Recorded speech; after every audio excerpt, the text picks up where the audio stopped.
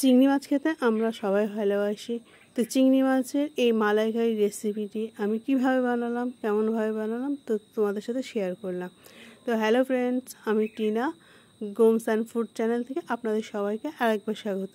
এই রান্নাটি করার জন্য আমার অবশ্যই চিংড়ি মাছ লাগছে।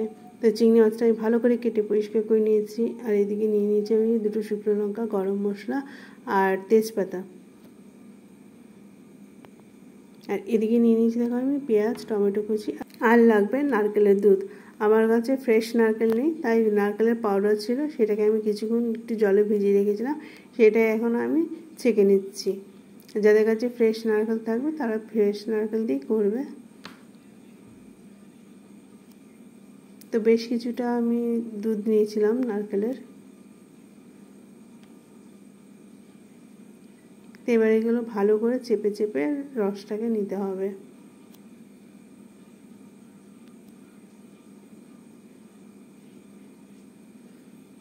তো আপনারা স্কিপ না করে পুরো ভিডিওটা দেখুন, কিছুটা মিস করে গেলে তাহলে পুরো বুঝতে পারবেন না আমি কিভাবে এই রেসিপিটা বানালাম।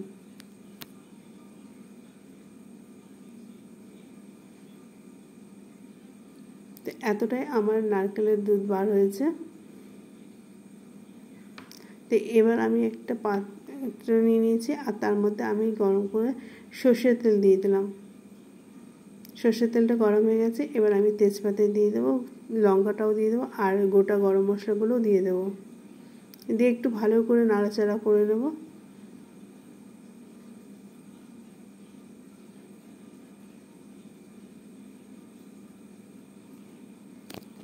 তো এবার যখন গরম মশলাগুলো ফেটে একটু সেন্ট বার হচ্ছে, তখন আমি দিয়ে দেবো পেঁয়াজ কুচিগুলো।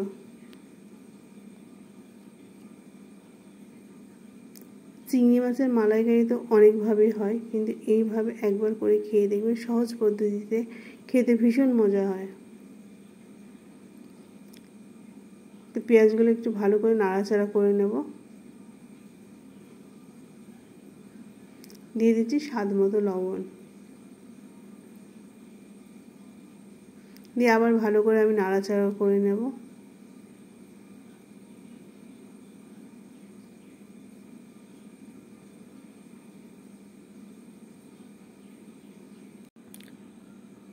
এবার পেঁয়াজটা নরম হয়ে এসেছে, তখন আমি দিয়ে দিলাম আদা রসুন বাটা। তো এবার আমি আবার একটু ভালো করে নাড়িয়ে নেব।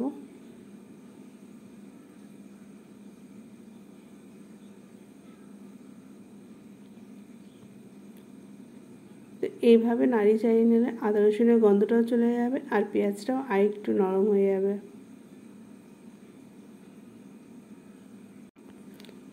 এবার দিয়ে দেবো টমেটো কুচি।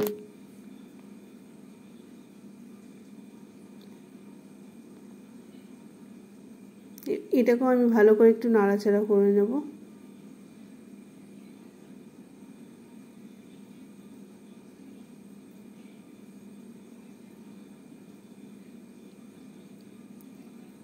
এবার দিয়ে দেবো চিংড়ি মাছগুলো। চিংড়ি মাছগুলো আমি আলাদা ভেজে নিইনি, আমি কাঁচা অবস্থায় দিচ্ছি, কারণ তাতে আরও বেশি টেস্টটা আসে। আর এই বড় চিংড়ির ঠ্যাংগুলো খেতেও ভালো লাগে, যার জন্য আমি সেই ঠ্যাংগুলো এর মধ্যে দিয়ে দিলাম। তো এবার এটাকে আমি খুব ভালো করে নাড়াচাড়া করে নেব।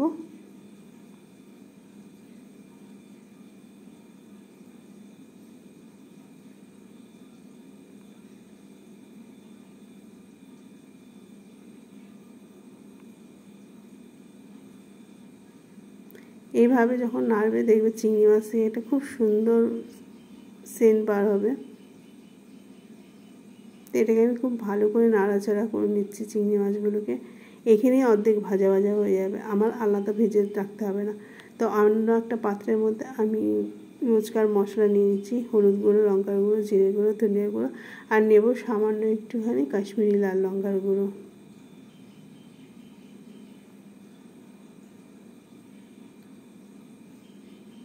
দিয়ে আমি পরিমাণ মতো জল নিয়ে নেব, নিয়ে আমি মশলাটাকে খুব ভালো করে পেস্ট করে নেব। এইভাবে আলাদাভাবে মশলা নিলে সেই কারির স্বাদ আরও বেড়ে যায়।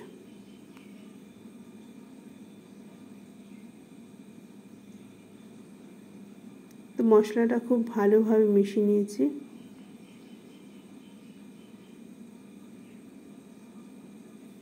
এইদিকেও চিংড়ি মাছটা অনেকটাই হয়ে গেছে, যার জন্য আমি মশলাগুলো দিয়ে দেবো। এবার মশলাগুলো দিয়ে আমি খুব ভালো মতো কষিয়ে নেব।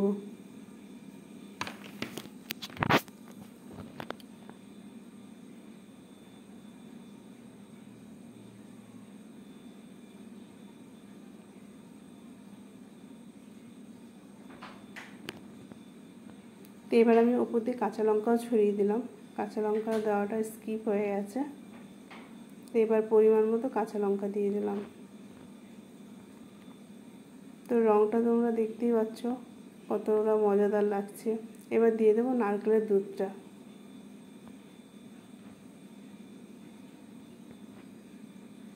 নারকেলের দুধ দিলে এই মালাইকারির আরও বেশি স্বাদ বেড়ে যায়। এইভাবে একবার আপনারা রান্না করে খেয়ে দেখবেন, খেতে কিন্তু অসাধারণ হয়।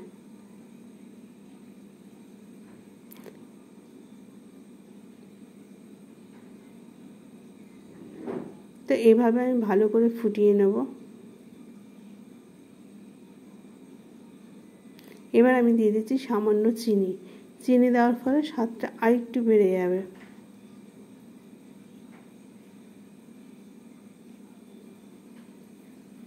আর যারা মিষ্টি পছন্দ করো না তারা এখানে চিনিটা স্কিপ করে দিতে পারো। তো এবার আমি নাড়াচাড়া করে আবার কিছুক্ষণ ঢেকে রেখে দেবো।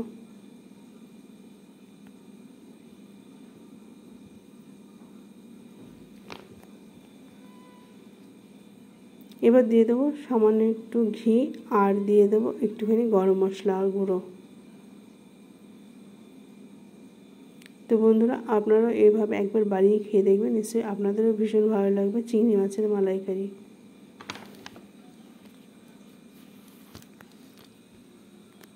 আপনাদের যদি রেসিপিটা ভালো লাগে প্লিজ একটা লাইক করে দেবেন। আর যারা নতুন বন্ধু দেখছেন প্লিজ সাবস্ক্রাইব করে নতুন নতুন রেসিপি দেখার জন্য আমার চ্যানেলটিকে সাবস্ক্রাইব করে পাশে থাকবেন। আর যদি ভালো লাগে ফ্রেন্ডস ফ্যামিলির মধ্যে একটু শেয়ার করবেন। এটাকে আরেকটু শুকনো শুকনো করে নেব।